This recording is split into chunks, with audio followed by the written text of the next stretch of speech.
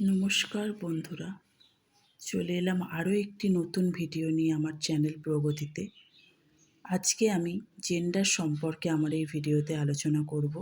ভিডিওটি ভীষণভাবে তোমাদের কাছে হেল্পফুল হবে। ভিডিওটি যদি ভালো লেগে থাকে তাহলে প্লিজ একটি লাইক ও সাবস্ক্রাইব করে দিও। তো আমি আজকে আমার এই ভিডিওটি শুরু করছি। জেন্ডার বা লিঙ্গ। জেন্ডার বা লিঙ্গ বলতে যে চিহ্ন বা ওয়ার্ড দ্বারা আমরা স্ত্রী পুরুষ জাতিকে বুঝি বা কোনো অচেতন বা জড় পদার্থকে বুঝি, তাকেই জেন্ডার বা লিঙ্গ বলা হয়। এক্সাম্পল ধরো father, mother, chair, table, baby ইত্যাদি। এই জেন্ডারকে আবার 4 ভাগে ভাগ করা যায়। এক হলো ম্যাসকুলাইন জেন্ডার,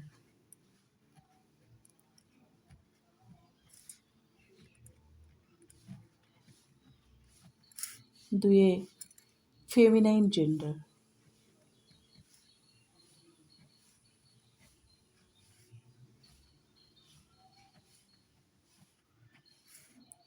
তিনে কমন জেন্ডার,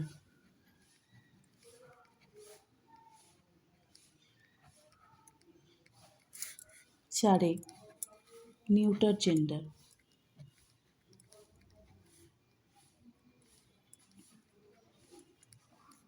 এবার আমি জানবো ম্যাসকুলাইন জেন্ডার বা পুংলিঙ্গ বলতে কী বোঝায়।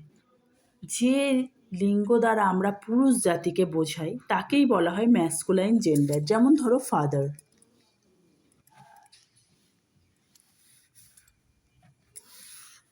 এবার ফেমিনাইন জেন্ডার। ফেমিনাইন জেন্ডার মানে হলো স্ত্রীলিঙ্গ।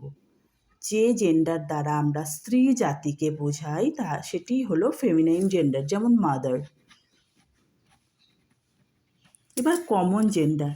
এমন কিছু জেন্ডার থাকে তার দ্বারা আমরা স্ত্রী পুরুষ উভয় জাতিকেই বোঝাতে পারি। যেমন ধরো বেবি। বেবি মানে হলো শিশু। সেটা ছেলেও হতে পারে, সেটা মেয়েও হতে পারে। তাহলে এটা হয়ে গেল কমন জেন্ডার। এবার নিউটার জেন্ডার। নিউটার জেন্ডার মানে কোনো জড় পদার্থ বা অচেতন বস্তুকে যে জেন্ডার দ্বারা বোঝানো হয় সেটিই হলো নিউটার জেন্ডার। যেমন চেয়ার।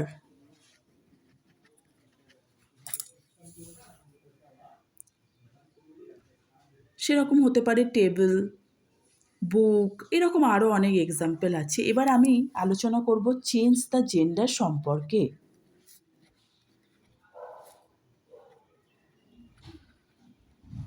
জেন্ডারের ক্ষেত্রে ম্যাসকুলাইন জেন্ডার থাকলে সেটাকে ফেমিনাইনে রূপান্তর করতে হয়। যেমন ধরো ব্রাদার। ব্রাদার যদি আমি জেন্ডার চেঞ্জ করি হয়ে যাবে সিস্টার।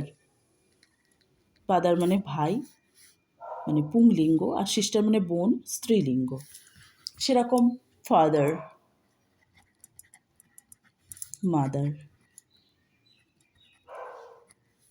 বয়, গার্ল, নেফিউ থেকে হয়ে যাবে নিস। তাহলে পুংলিঙ্গ থাকলে সেখান থেকে স্ত্রীলিঙ্গতে রূপান্তর করতে, আর স্ত্রীলিঙ্গ থাকলে সেখান থেকে পুংলিঙ্গতে রূপান্তরিত করতে হয়। এটি হলো চেঞ্জ দ্য জেন্ডার। আমি আমার ভিডিওটি এটুকুই রাখলাম, আর বেশি বড় করলাম না। আজকে এখানেই শেষ করলাম।